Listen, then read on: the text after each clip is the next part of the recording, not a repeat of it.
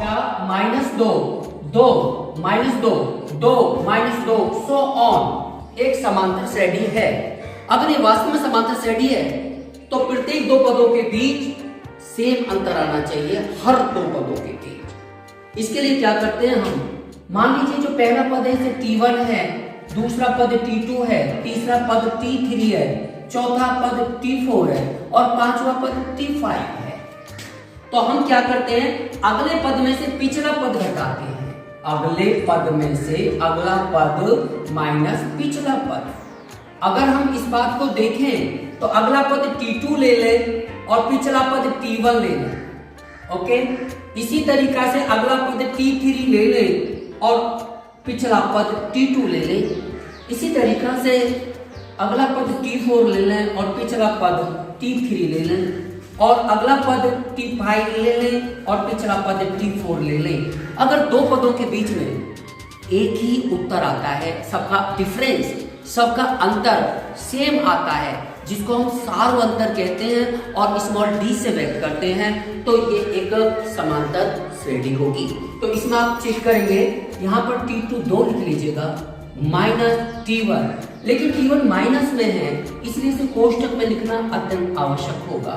बराबर 2 minus minus की गुणा होती है और एक जैसे चिन्हों की गुणा प्लस होती है और अलग अलग चिन्हों की गुणा माइनस होती है।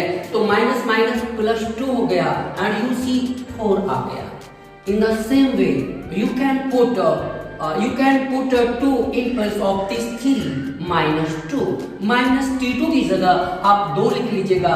यहाँ आपको कोष्टक लगाने की जरूरत नहीं है क्योंकि ऑलरेडी प्लस है। तो -2 माइनस का 4 आ गया। इसके बाद आगे चलिएगा T4, you can take this T4 too and you can subtract it from T4. T3 can be subtracted from T4.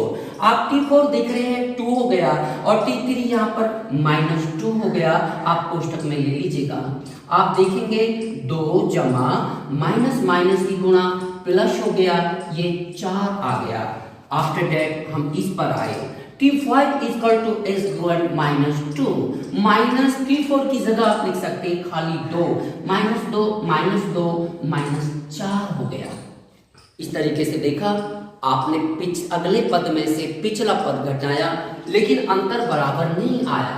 यहाँ +4 है तो यहाँ -4 है, यहाँ +4 है तो -4 है। इसका मतलब यह है कि हर दो पदों के बीच अंतर समान नहीं है। समान नहीं है तो ये समांतर श्रेणी नहीं है। तो यू कैन से इन दोनों का अंतर कितना आया था, 4। इन दोनों का अंतर 4 आया था। T2 और T3 का अंतर -4 आया था और यहाँ पर T3 T4 का अंतर कितना आया था, +4 आया था। इसी तरीका से T4 और T5 का अंतर -4 आया था। हर दो पदों के बीच में अंतर समान नहीं है। समान नहीं है तो समांतर नहीं है, यानी समांतर श्रेणी नहीं है। समान अंतर जब दो पदों के बीच में होगा तभी वहां पर समांतर श्रेणी होगी। तो आप यू कैन से हियर, यहाँ से स्पष्ट होता है, लिखा जा सकता है, it can be written at the last of the question. यहाँ कहा जा सकता है या यहाँ स्पष्ट है, ये लैंग्वेज लिखनी पड़ेगी।